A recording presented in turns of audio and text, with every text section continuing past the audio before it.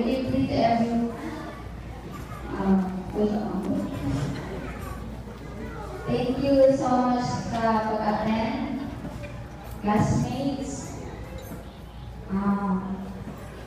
sa mga relatives na ako from Tato, Dapa, and then for everybody sa Aklan, and then sa friends si Carlo.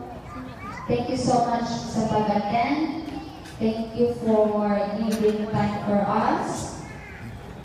And I hope you enjoy this simple celebration of our marriage.